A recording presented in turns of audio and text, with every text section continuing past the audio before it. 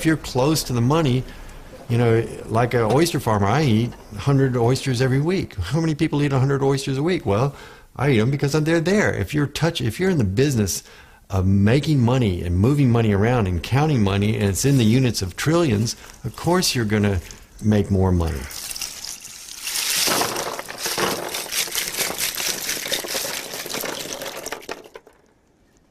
And then you become so isolated from the real working world of the average person who doesn't have this ability and is struggling to keep his job, to pay his mortgage, to, you know, feed his kids and send them to school.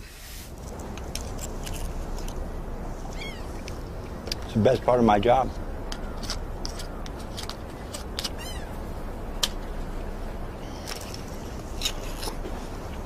See, the white shell, no disease. Making a lot of money is like taking a drug. You feel good head to toe. It is very similar to a drug. When somebody hands you $1 million check or a $5 million check, you want more. Yes. Oh, if I'm making $5 million, I should be making 50 because I'm a genius. No question in your mind that you are a genius, and that the rest of the world owes, you know, you're just so much better than everybody else.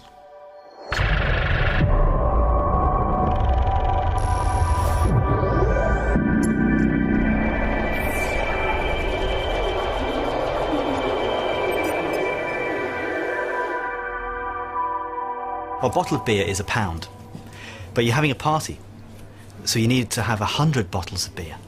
So how much is 100 bottles of beer? One bottle is £1. Tell me, how much is 100 bottles of beer?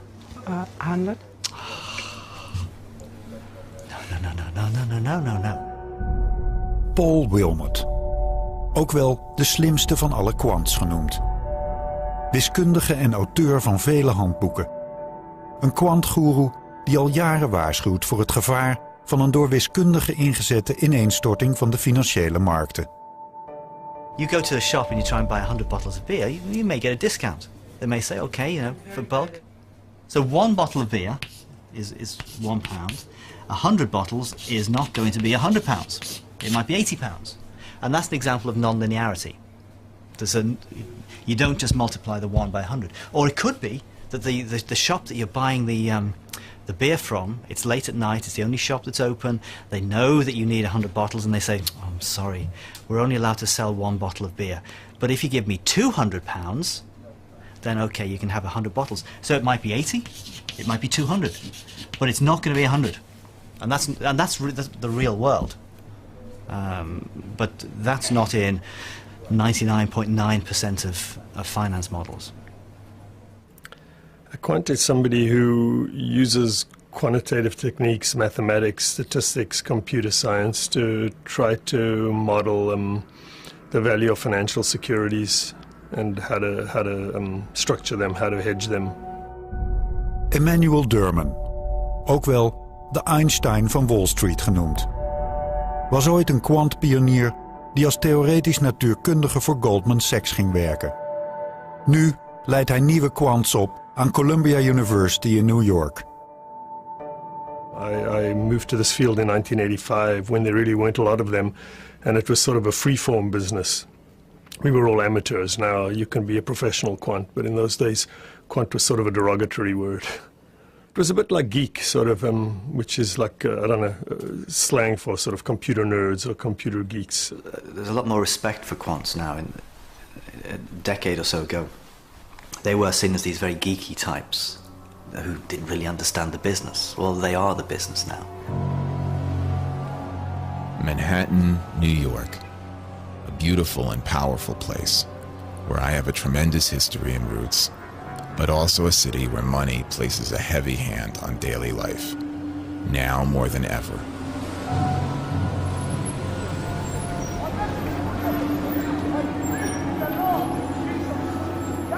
I used to be a computer programmer at a major player on Wall Street that is no longer among us, for obvious reasons. I was creating the plumbing of finance. I would write not the models themselves, but the infrastructure surrounding the models. I could do it sleeping. Some of my coworkers were self-satisfied, complacent, with a lazy state of mind. In my better jobs, I got to sit on the trading floor, which was energizing. Most of my career, I sat in a nondescript cubicle farm. But I was physically close to the quants, the structurers of CDOs and similar products, the traders. I saw what they were doing, and I felt attracted. They seemed to be solving difficult problems and working at the center of the action. I felt like I was looking in through a window, watching, yet separate.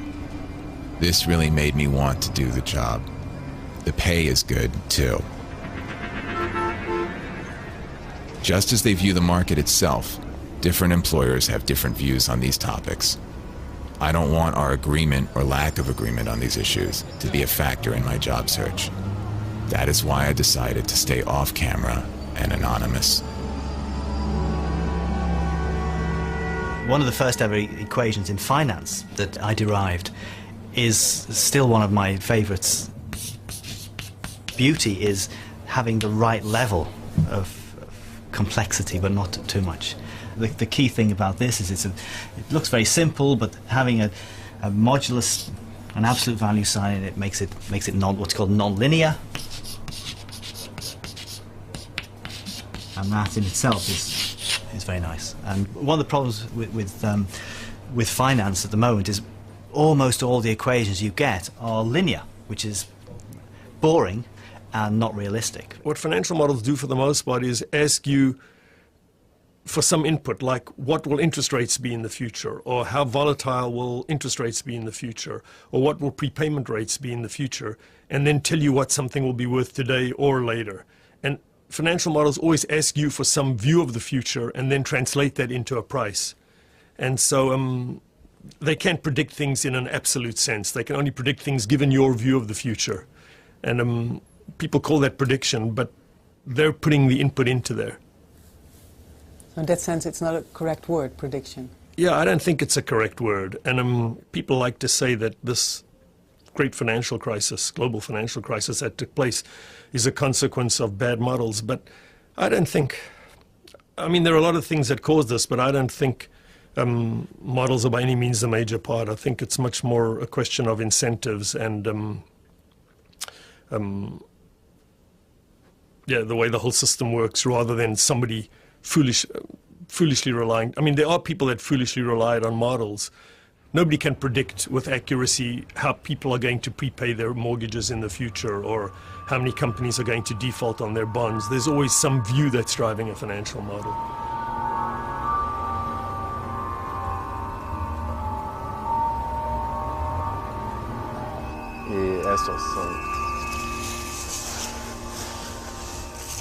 Well, my models, I wrote a piece of software that you brought in all the elements, the mortgages, what your assumptions about defaults and prepayments are.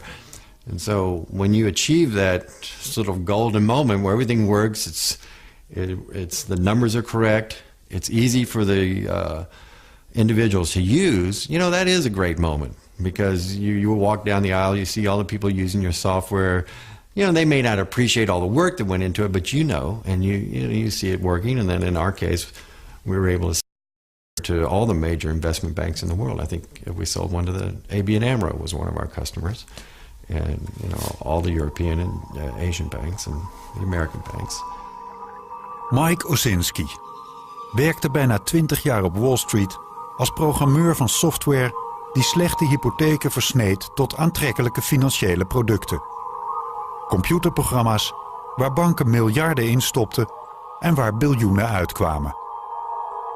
But the input into these were all what's called prime mortgages to people that had jobs. So they were secure, they were stable, people were making their mortgage payments. It then grew into this vast enterprise, and I guess maybe it started to blossom around the late years of Clinton, and that I left in 2000. After that, it just went nuts. They were issuing subprime mortgages, a lot of subprime. It was a policy of the government. Both Clinton and Bush agreed that the government should force the banks to issue more subprime mortgages, and of course the banks were totally in agreement with that, because they could, on a subprime deal, they would make 100 times the profit that they would on a prime mortgage deal. So they were very eager to issue these kinds of debt. Now, whether the buyers, the end clients for these bonds, really knew what they were buying is a good question. CDOs actually are a fantastic instrument in the way that they take all these mortgages and package them up, and then you slice and dice so that you've got, each person can take as much or as little risk as you want. Fantastic idea, brilliant idea. If you're going to sell these things, you have to have a really big profit margin, because that profit margin, it may be profit margin, but it also is a margin for error.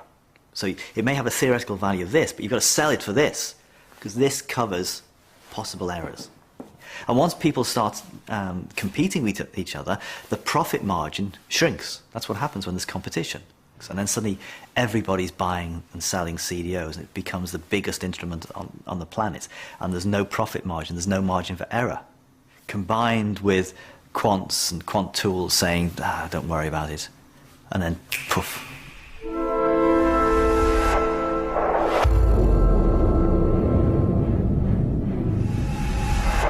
Here I have to apologise to the planet.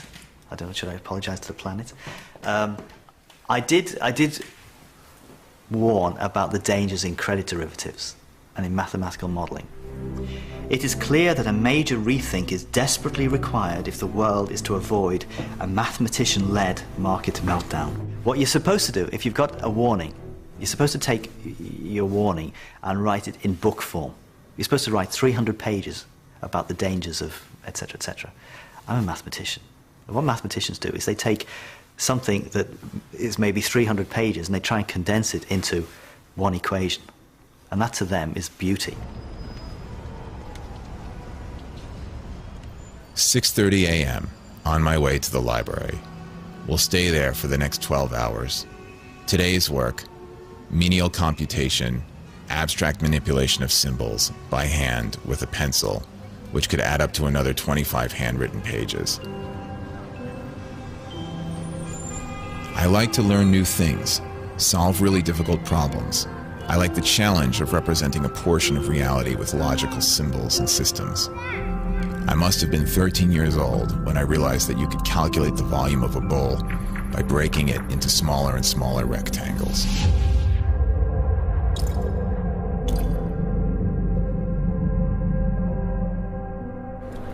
The flow of crowds. I like to observe the motion of crowds and sense relations and forces that operate upon them. Heavily trafficked public space. Crowds appear and disappear with the rhythm of the daily schedule. I have the ability to see patterns in abstract mathematical symbols.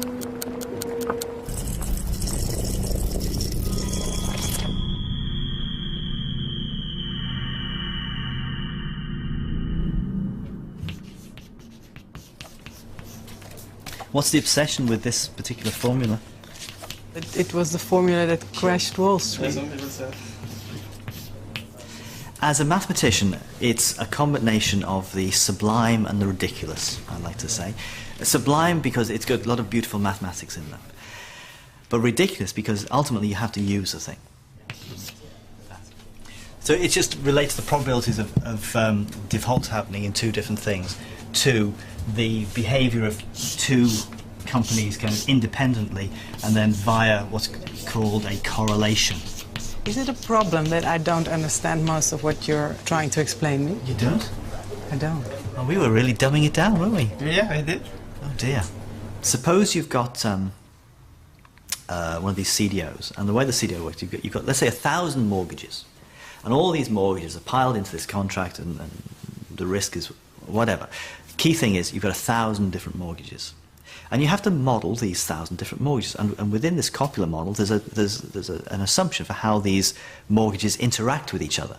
Relationship between Mrs. Jones' mortgage and Dr. Smith. How many correlations are there in a 2-by-2 combination of these things?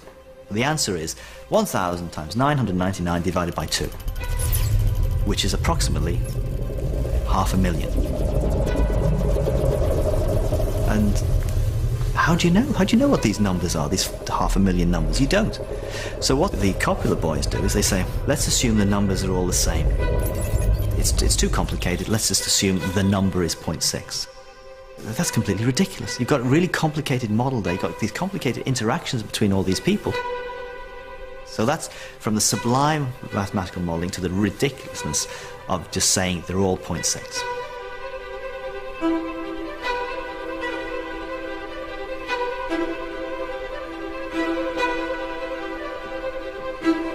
More senior people in banks don't necessarily have a clue what they're doing, because all these quants have all these multiple PhDs, and the people above are just management types. They won't understand the technical ideas that the quants know all about. And that itself can lead to problems, because if the quant says something, well, what's the manager going to do? The manager just has to believe the quant.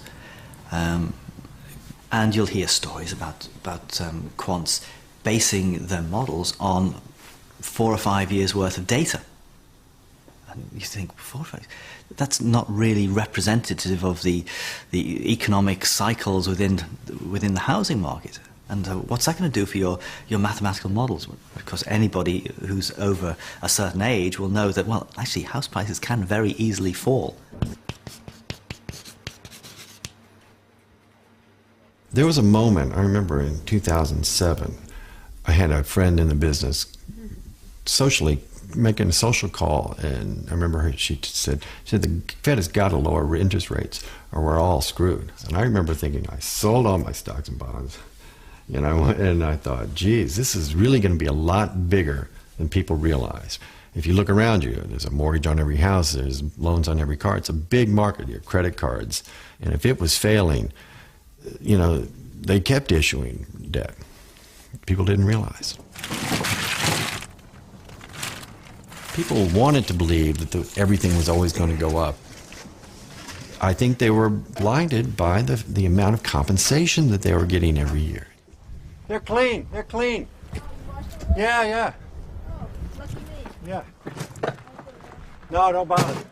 I mean, these are huge numbers. To make millions, $5 million, $10 million, that's a lifetime's worth of money you don't ever need to work again, and everybody wanted that.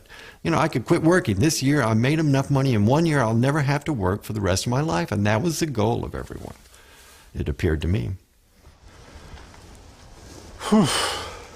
This is money, okay? And Espen's talking about making money. Every year you're making money, and then 1 year you blow up. Now the difference between this being your money and it being a hedge fund is if this is your money, fantastic, you're making money, you're down here, you're bankrupt. If it is somebody else's money, if it's a hedge fund that does this, every year they're taking a percentage. They're taking some of that as profit, as their bonus, effectively. So they make some of that, they make some more, they make some more. All of this money they're putting into their own bank account. And then, when they lose money, that's their client's money that's lost. It's not their money. So you can see why it's very easy for people to abuse this kind of thing.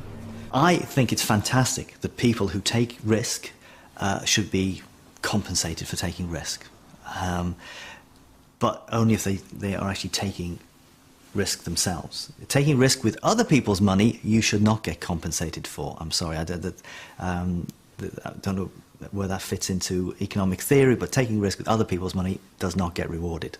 Sadly, though, it does in this business. Okay, good. That's enough for now. What about the white one? There was a moment when I thought, I questioned why I was ever involved in Wall Street. Get the ice. I need it right now. On the double. Ice.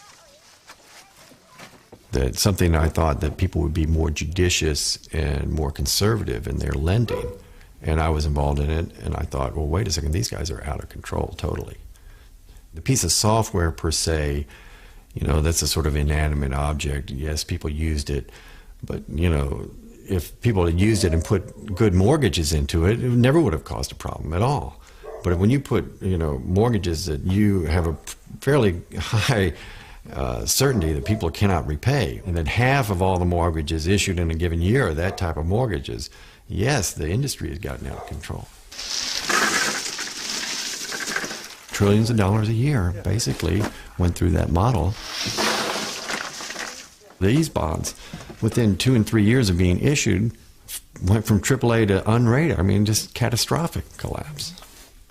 A lot of trading firms that kept these the riskier pieces in their portfolio saw them drop to next to nothing. And given the leverages, the amount of leverage and the amount that the banks had borrowed, they were suddenly in a financial panic.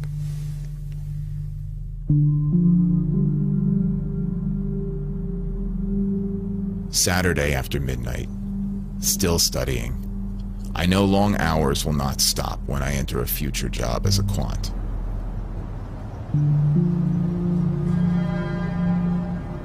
Because I was primarily a technologist, I did not fully understand what was going on. I think part of my motivation post-crash for becoming a quant is to gain that understanding, having been through the personal experience of seeing the destruction of my firm. Looked again at my resume that I put out there. The same headhunter called again today to see if I would like to take a job in my former field as a financial technologist. I declined again, of course. No invitation for a quant job yet.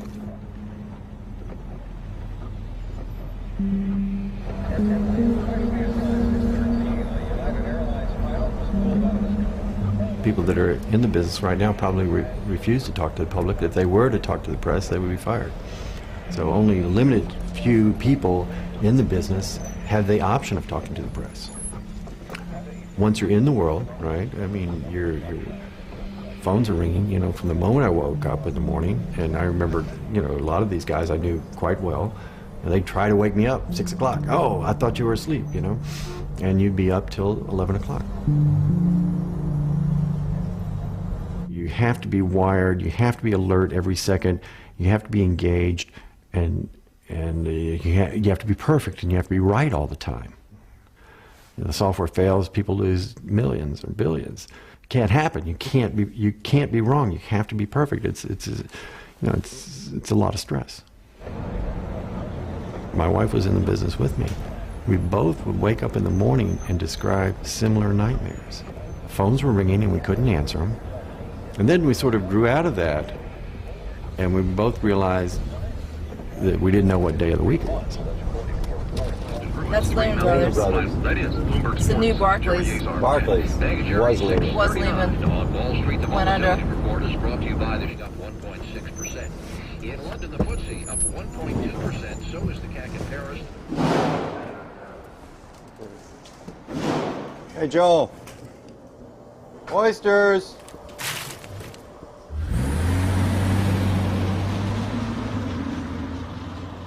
Banking has completely lost touch with its purpose, its original purpose, and is now becoming dangerous. It used to be that when some of these derivatives were first invented, they were to help a farmer, for example, hedge the value of his crop. So he wasn't speculating on the price of wheat, he was busy growing it.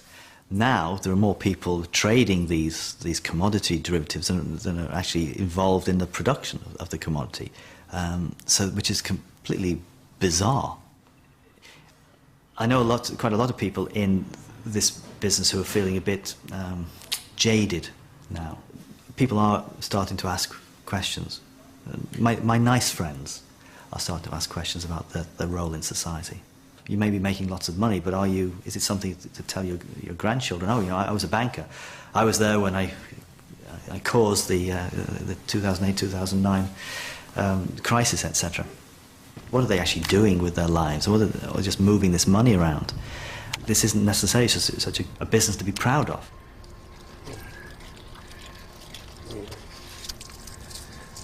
I think that's probably plenty. 30, 35 pounds. Responsibility is just not a one-way street. When it's successful, you're responsible. Well, you can't be unresponsible when the same item is a failure. You have to have some type of responsibility. I mean, I could say I wasn't, but I was involved. I made a very comfortable living, and I was proud of what I'd done. I myself never saw this kind of debacle.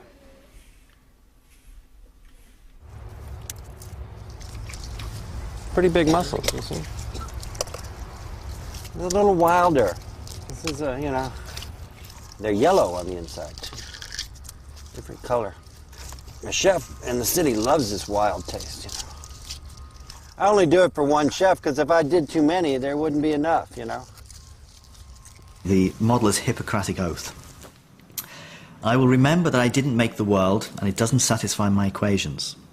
Now, that's obviously that's about having a mature appreciation that whatever you do, that the models are never going to be perfect. I will never sacrifice reality for elegance without explaining why I have done so. So it's a competition between the real world and the elegant world of mathematics, and sometimes the real world is just dirty. Nor will I give the people who use my model false comfort about its accuracy. Instead, I will make explicit its assumptions and oversights. Quants are asked the following by some trader. They're saying, well, look, you've just measured the risk in this portfolio. It's too big. Okay, Quant, back to the drawing board. I want you to redo your numbers and come up with a smaller risk. It doesn't mean change the portfolio. It means change the maths to make it look less risky. People can use the models to hide risk. Though I will use models boldly to estimate value, I will not be overly impressed by mathematics. People make finance too mathematical. So mathematical that many people who have to implement the models don't understand what's going on. And once you have too much mathematics, it's difficult to see where the mistakes are. I understand that my work may have enormous effects on society and the economy, many of them beyond my comprehension. So this is a serious business, this is what it's saying. The quantitative finance, banking has become so enormous, it's outstripped all other businesses. And really it should just be a service for these other businesses rather than everybody is now working to essentially service the banks, is what it feels like. It's completely changed the nature of the world, all this banking. Again, so there's a nice little picture in the book of me and Emmanuel Dermond with our Karl Marx beards on, because obviously the inspiration was a kind of communist manifesto. You combine the Communist Manifesto with the Hippocratic Oath, and this is what you've got. When I first came to the field, I was sort of optimistic about using quantitative methods on the financial markets, and I don't think they're useless, but I'm trying to think how to say it. I don't think you can use quantitative methods to explain markets either. People like Bohr or Einstein or Schrödinger or Feynman discovered things that seem to be God's truth almost, even if they're not 100% accurate. And I don't think that's possible in finance. I sort of think it's an illusion. It's the world, the financial world and the world of people is changing the whole time. History doesn't repeat itself, whereas in physics, history repeats itself all the time. You can do the same experiment over and over again. So, I don't know, somewhere after 5 or 6 years in the field, I began to realize that it wasn't the same thing as doing physics. In physics, if you wake up in the morning and think of an equation or think of some theory, you actually have a small hope in hell that you might actually be right. But in finance, if you write down some set of assumptions and you look at yourself honestly, it may be useful, but you know it's not going to be right in some absolute sense. Because you're dealing with people, and people don't work that way.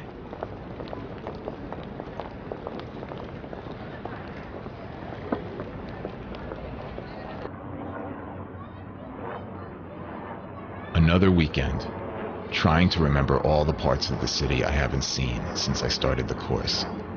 Longing to visit art galleries, eat out every night, to live. The day at the library seemed to have more hours than the normal 12. Studying alone, with other people doing the same thing, I feel like a monk in a monastery. It's peaceful. The library is quite old. Sometimes we have to cover the air conditioner with old Soviet mathematical journals from the 60s.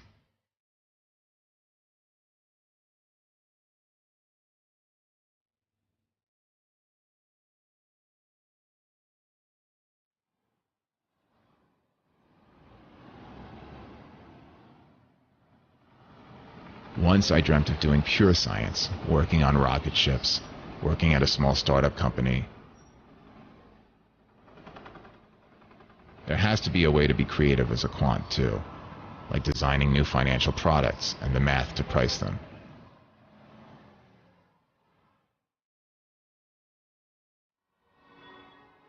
Do you think it's always possible for people to express a worry they have about the things they're building or writing? It's possible. People may not listen to them in the end. Most of these people are employees. People don't always listen to you. But yeah, it's possible to do it. And I think people should do it. And I think people who use the model should understand that. But I don't honestly believe that the models are responsible for what happened in the world. I think what's responsible for what happened in the world is that there've been an increasing number of crises since 1990, financial crises in the world since 1994, and every time people are used to constant growth and acceleration, and every time it slowed down, the government stepped in and tried to stimulate it again by lowering interest rates, just like they're doing now. And so you get these sort of a rise and a collapse, and then people don't like the collapse, so they lend money cheaply and force a rise again.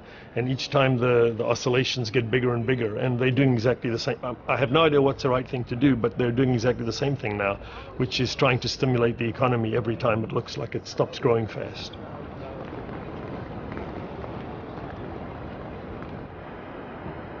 It shocks me that, as a person who runs many businesses, that we can talk about an economy shrinking by 1% is awful. Growing by 1% is fantastic. There's a difference of 2%. How can that difference of 2% have such a big impact on the world around us? 1% plus or minus in my businesses, I won't notice. The economists, they think that they're scientists. So they come up with these, what they call laws. They're not laws. Laws of gravity, that's a law. Anything that Isaac Newton comes up with is a law. But when an economist comes up, it's just a framework, an idea. It may work, it may not. Sometimes that's not a law. But they think they're laws. And so they build up this whole edifice of theory based upon this very shaky foundations. And they get all sorts of nonsense coming out of it.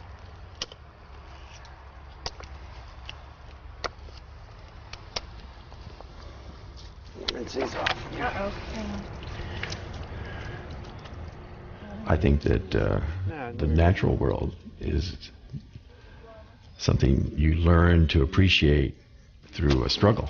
In the financial world, money is a man-made phenomenon, right? It's like a game, right, where you make the rules. Well, money is a game that people make the rules for. But out there, the day-to-day activity is not about making money. The day-to-day activity is trying to grow an animal, a healthy animal, or a group of healthy animals. It's a big difference.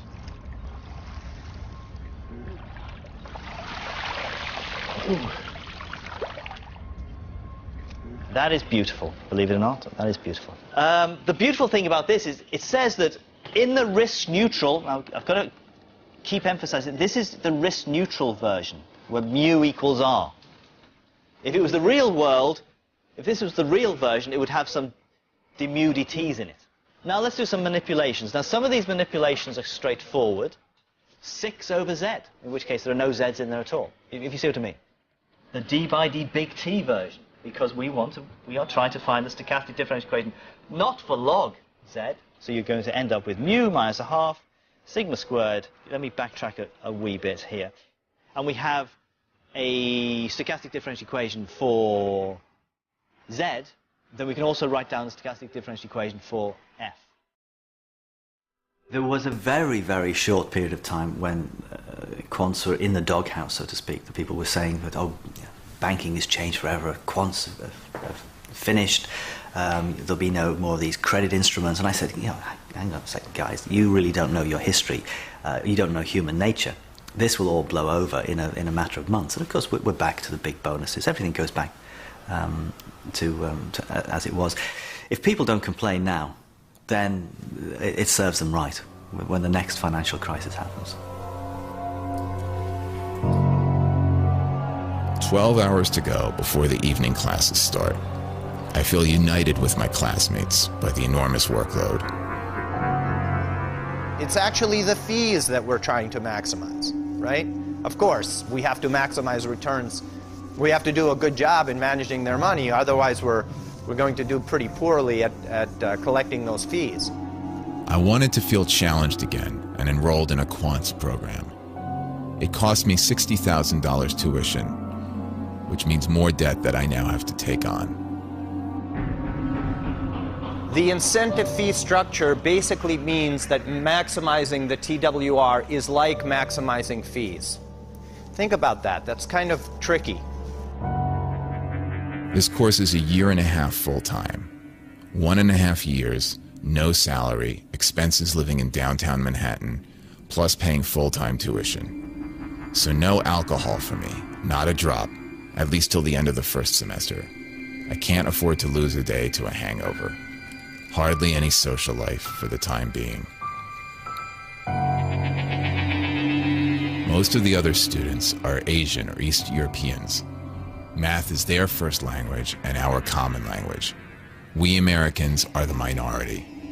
Maximizing the number of times that we're going to penetrate the previous high water mark, we're actually maximizing incentive fees. So you can see that this type of optimization is very hedge fund-like. Does everybody get it so far?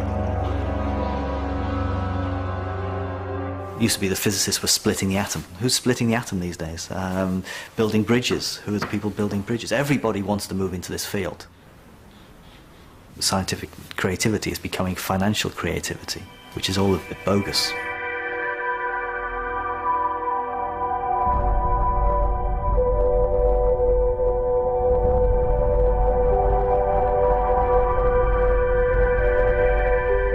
Quants are essential to modern banking because so much of it is based upon new techniques, like the latest thing is the algorithmic trading, the high-frequency trading, for which you need math skills. It used to be, historically, you just have like floor traders and brokers, screaming and shouting down on the floor of exchanges and trading stocks, and the order came down and they would run up and they sort of muscle their way out and wear different colored jackets, the classic pictures we've all seen.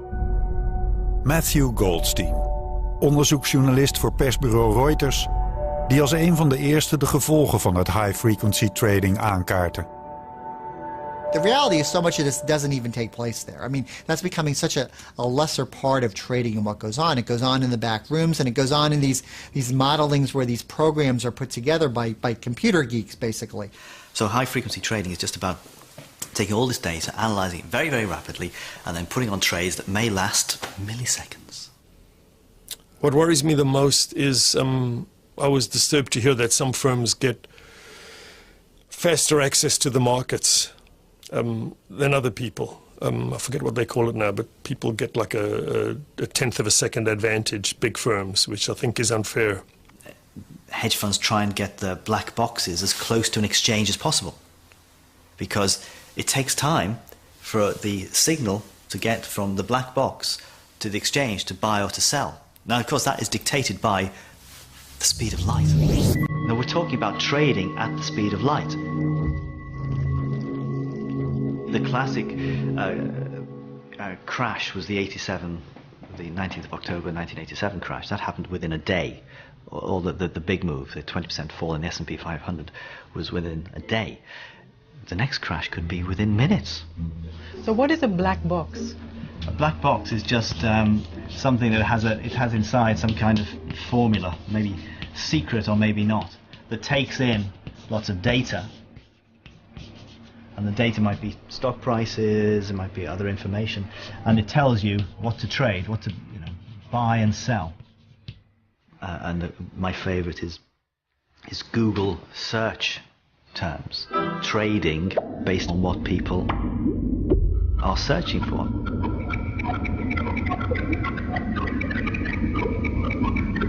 It's not a black box in the sense that, if you saw the algorithms, you could you and me might not be able to figure it out, but wiser minds maybe could, and computers can certainly read it.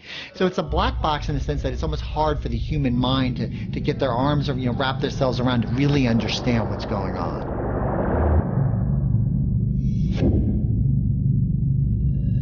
And people have said for years that Goldman itself is a black box, because we don't really know how it makes all this money in the billions of dollars and the big bonuses we hear about. The New York Stock Exchange is building this big facility out in New Jersey, which is right near New York, and basically it's being built for high frequency traders, so they can have their equipment very close in a very tightly knit factory, essentially, to do high frequency trading. Well, who gets to have their server where? Is there going to be a lottery? Does someone pay more to get closer? I mean, it's sort of absurd when you think about it. This is what it's come down to. The battleground is ultimately going to be who has the most resources, who can pay the best salaries, the hire the best brains. And in reality, we're talking maybe about a dozen or so really top players. And not everyone can be a customer of Goldman Sachs. Not everyone can be a customer of Morgan Stanley or, Barclays.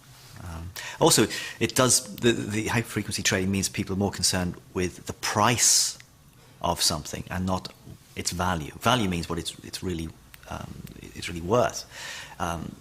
Price is just what people buy and sell for.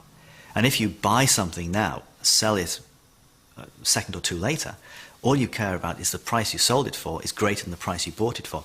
Its actual value, who cares? It sort of flies in the face of what we sort of think about what the markets are really about. The companies themselves almost don't matter, and what they do doesn't matter. It's just the fact which way their stocks move is all that matters. And what's sort of frightening about it that I've seen from the standpoint is the systemic risk that might be involved, that so much of this trading just takes automatically and just takes place so quickly that the human element gets more and more divorced from it. I mean, the human beings are obviously responsible for writing the programs, but there's no human being interstepping between these trades. And we saw this a year ago with United Airlines. There was a false bankruptcy rumor. Some wire service inadvertently had transmitted an old story about a UAL bankruptcy filing. The problem was all these news-reading algorithms saw that and immediately started sell, sell, sell. In a matter of minutes, United Airlines stock is cut in half. That is clearly a case where the computers have gone wild. Banking is taking over the entire planet and is having such a major impact on the man in the street, and it really should not.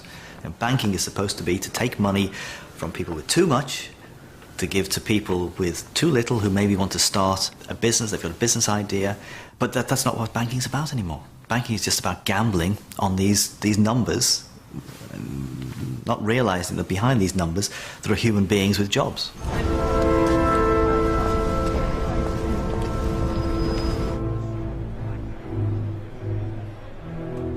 There's always been a joke about the New York Stock Exchange becoming a museum at some point, and they'll just have it for like a show there and people running around. And this is the way we used to trade stocks, and isn't it so quaint and everything?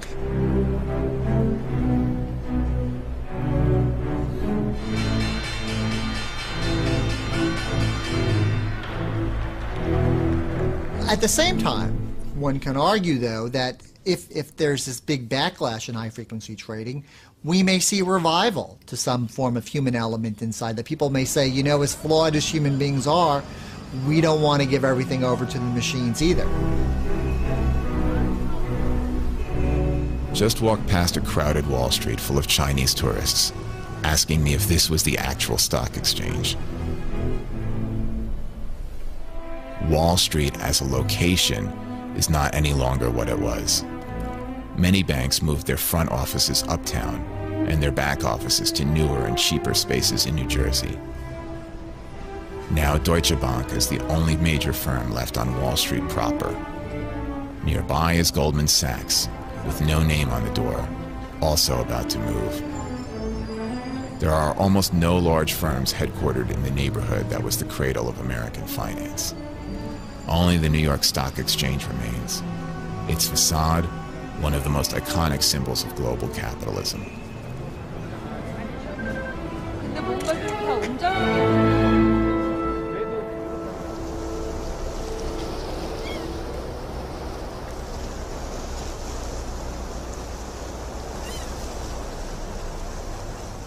I'm always trying to encourage young people to do what I'm doing. I mean, it's a young person's, it's pretty physically intensive.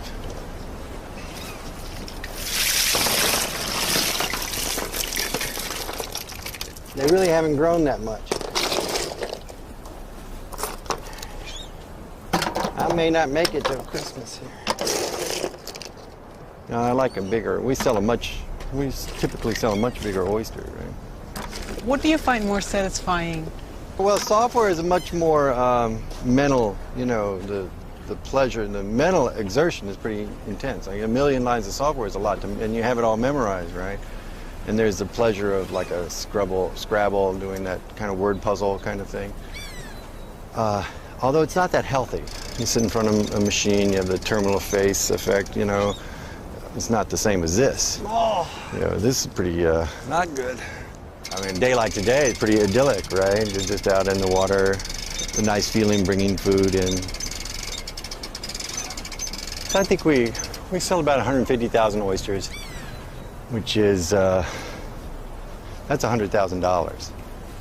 You know, of course, I live off interest, you know. So this is nice to have. I make some pocket money, et cetera, et cetera. And the overhead here is pretty small. You have to come to grips with nature. Like these oysters should be bigger. Every year, the ones that I pick in September and October are ready by November. Why they aren't, I don't know, and there's nothing you can do about it, right? Where in software, you can do something about everything. You can modify, you can make, you know, this virtual world, you can make what you want. Here, you know, you have to live constrained by, you know, the real world.